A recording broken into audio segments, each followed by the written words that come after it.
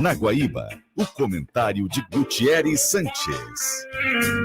Gutierrez, bom dia. Bom dia Guilherme, bom dia Zé, bom dia Jurandir, bom dia para todo mundo. Bom dia, Gutierrez. Ontem o Inter conquistou mais do que um bom jogo, porque não foi. Tava ontem ao lado do Luiz Magno, com o Paulo Nunes e a equipe da Guaíba. Mais do que um bom jogo, o Inter conquistou 3 pontos. Isso foi fundamental.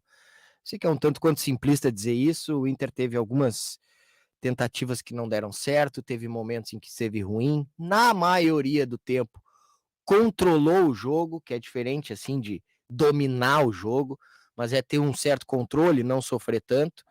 Mas o principal que fica é que o Inter sai com a vitória de Florianópolis, sendo que tinha feito um 0-0 no Beira-Rio, e isso é importantíssimo. Tu olha a tabela, o Inter tá a 2 pontos do segundo colocado. E vamos combinar, né? Eu acho que o campeonato está na disputa para o segundo lugar, porque o primeiro, o Palmeiras, dificilmente vai perder.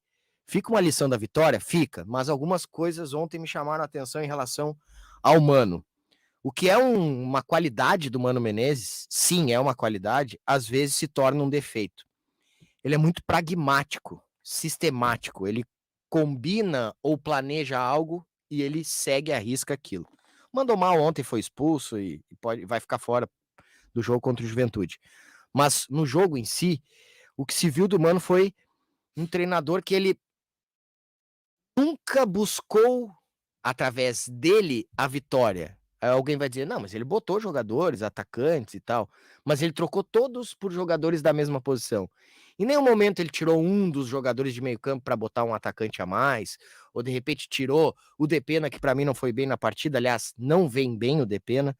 O Zé é um que testemunha, às vezes, a gente falando sobre isso.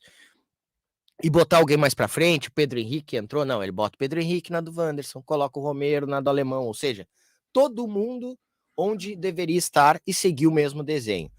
O Inter não conseguiu fazer quase nada, o que valeu, o que ficou de interessante foi o ímpeto do Inter, de estar na área do adversário aos 50 minutos, tentando ainda marcar, e conseguiu o pênalti, bem marcado, bem assinalado.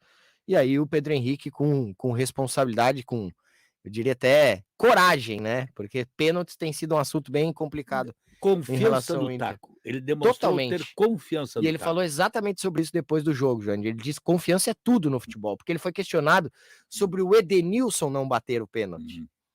E ele disse... acertou contra o Melgar, foi o único que acertou, não foi? Pedro? Ele acertou. Sim. Mas mais do que isso, ele falou exatamente o que disse o Jurandir. Confiança. Ele disse, eu estou confiante para bater o pênalti. E é importantíssimo, é difícil bater o Avaí lá. O Flamengo bateu com dificuldades, Corinthians empatou, tantas equipes tiveram dificuldades por lá, mas o Inter conseguiu a vitória. O que fica principal é a vitória. E agora a chance de uma boa sequência, né? Porque pega o Juventude no Beira-Rio, tá na hora do Inter agora fazer um bom resultado. Eu vi o jogo muito parecido contigo, eu concordo com a tua leitura. Para mim ficaram 2 coisas do jogo de ontem. Em primeiro lugar, o resultado, que foi importantíssimo. Principal. Quando não joga nada, mas ganha, bom, ficou o resultado. E a busca com o bom jogo são os pontos. Mas o segundo aspecto que me chamou a atenção, porque é a segunda partida com esse comportamento do Inter, o Inter já foi assim contra o Fluminense no Beira-Rio, foi o espírito de competição do time. Sim. O Inter foi competitivo de novo. Não deixou o adversário se criar, mesmo jogando na casa dele, porque impôs a sua força. Ou pelo menos equiparou a iniciativa do adversário por uma força física, por uma força de entrega, o que é competir. Uma outra coisa que me chamou a atenção ontem nos jogadores do Inter, e isso é muito importante, o Abel Ferreira fala, né? Cabeça fria, coração quente. Ontem os jogadores do Inter estavam de cabeça fria. Isso é muito importante. Ter calma, saber que uma hora vai chegar o resultado. O Inter já havia feito isso contra o Colo-Colo, aí voltou a demonstrar um certo nervosismo contra o Melgar. Em outras partidas, como por exemplo o Botafogo, botou a perder também porque ficou nervoso.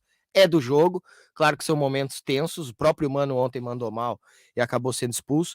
Mas o Inter esteve frio para buscar o objetivo o tempo inteiro. Não foi aquela coisa assim, vai, do jeito que dá. Não, foi frio até conseguir o resultado. Poderia não vir, é óbvio, mas faz parte tu estar tranquilo para fazer o teu objetivo. Aliás, a câmera e o microfone pegou bem a manifestação do Mano ali, né? Ele mandou mal com a árbitra, primeiro ele xinga ela, assim, fala, né, sua M, e aí depois ele se vira pro quarto árbitro e fala, tu conseguiu o que tu queria, né? E aí Isso. PNC. Isso. Enfim. Não precisa, né? Os caras que... sempre que a gente critica esse tipo de ato, vem alguém, como se a gente não conhecesse o futebol, dizer, não, mas o futebol é assim mesmo. Eu sempre falo, o futebol tem um limite um pouco mais elástico e a gente entende isso. Mas certas coisas, né? Um cara que já tá com a carreira ganha, respeitado, não vai mudar nada. Qual é o nervosismo dele ali? Qual foi a grande injustiça? Eu não sei, eu entendo que daqui a pouco... Vamos lá, vamos pegar uma outra situação colorada, né? 2005, aquele roubo escancarado. Sim, o cara enlouquece. Aí eu acho que talvez ontem não fosse para tanto, mas ok, o sangue daqui a pouco ferve, né? E... Cara, é fácil falar daqui, né? Exato, ninguém vai justificar o injustificável, uma grosseria e tal. O problema nesse caso seria se ele não fosse punido, e foi, pelo que né, a gente viu. Agora, falando um pouquinho de Grêmio, a punição para o Grêmio... exagerada lá pelo seu... eles não conseguem identificar e aí eles acabam colocando todo mundo daquele local no estádio, né? E aí, por não identificar perfeitamente, o Dr. Marco Aurélio acabou botando todo mundo naquele local, né? É uma punição geográfica, não é uma punição de instituições, sejam torcidas organizadas ou de pessoas. Mas o Grêmio, eu estava vendo ontem o repórter esportivo e o Pfeiffer trazia informação de que 20 tinham sido identificados. Foram, mas ainda assim, já é quase que uma resposta preventiva, assim. Acontece algo, rapidamente o juizado, o torcedor vai lá e pune, neste caso, o Grêmio. O problema não é a punição do Grêmio, o problema é a não punição de outros. Eu tenho percebido que o Grêmio, que reclama bastante disso, em alguma medida ele tem razão, não quando reclama das punições aplicadas a ele, mas quando reclama das não punições que deixam de ser aplicadas aos outros. O citou aqui, segunda-feira ainda, um torcedor do Inter jogou um celular na cara do Vila Sante e não houve nada. Pro Inter, não.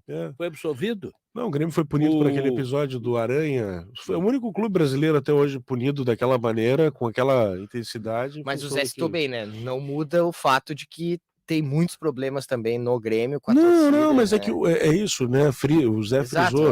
Não é o Grêmio ser punido. Os outros também sejam. É que parece que é uma balança torta, né? Ela só pesa desse jeito quando se trata de... o celular foi jogado no Lucas Silva. A pedra que o Vila Sante foi a pedra. Isso aí. Nenhum dos dois houve condenação, nenhum dos dois episódios. Não, é lamentável. É lamentável. E aí é difícil, né? Porque as pessoas aí, nós aqui, o Zé, então nem se fala, a gente tá acostumado com as pessoas duvidarem do nosso trabalho por cores clubísticas. E eu sempre usava, curiosamente, exemplos de cargos ou, né, funções mais altas. Por exemplo, imagina um juiz. E realmente as pessoas duvidam até disso, né? Porque eu sempre uso essa brincadeira. Imagina um juiz vai julgar porque o cara é gremista colorado. Mas parece que tem havido isso aqui. Eu acho difícil falar isso, Jandir. Mas é bom que o pessoal da justiça não vá de camiseta do Grêmio nos jogos do Grêmio. Eles têm o convite para entrar de graça, mas não precisam andar com a camiseta ostensivamente, porque não basta ser isento, tem que parecer isento também. Aquela história, né, Zé? Se tu julga isso, se tu é do juizado do torcedor, tu tem que te botar um pouco mais isento. Se a gente tem, por exemplo, um repórter de torcida que faz ambos os jogos, não tem como o cara ser super identificado com um, né? E olha que eu tô usando um exemplo bem simples. Agora tu imagina um cara que vai decidir, de repente, questões esportivas. Porque, ao fim e ao cabo, o Grêmio pode se sentir prejudicado esportivamente por não ter a sua arquibancada norte e o seu apoio de torcida naquele local. Então tem que ter cuidado, nisso eu concordo contigo. Só que a gente daí teria que aferir, fazer uma pesquisa. São 55 punições desde que a arena foi inaugurada. Cada um, né, no seu... Há uma denúncia, inclusive, assim, de uma posição, no caso clubística, na questão que envolve o entorno da arena, inclusive naquilo ali. Eu fiz uma... Vivendo no Rio Grande do Sul, eu não duvido que as pessoas sejam... Fiz uma pequena chamada, Gutierrez, para a transmissão que nós estávamos no estádio para transmitir o jogo, estávamos impulsionando a atenção das pessoas, atraindo a atenção das pessoas, e eu coloquei assim: estamos na arena com a equipe da Rádio Guaíba para o maior jogo da história da Série B. Não era uma frase minha. Era uma frase do capitão do time do Cruzeiro, que disse: nós estávamos avaliando e este é o maior jogo da história da Série B. Nunca houve um jogo tão importante em tamanho quanto esse de Grêmio e Cruzeiro. São 11 títulos de Copa do Brasil, são campeão mundial em campo, campeão de Libertadores, campeão brasileiro. São 97 títulos em campo naquele jogo. Aí a pessoa fala, é um gremistão mesmo. Aí eu disse, moço, a frase não é minha, é do Brock. Série B. É do Brock, o capitão do Cruzeiro.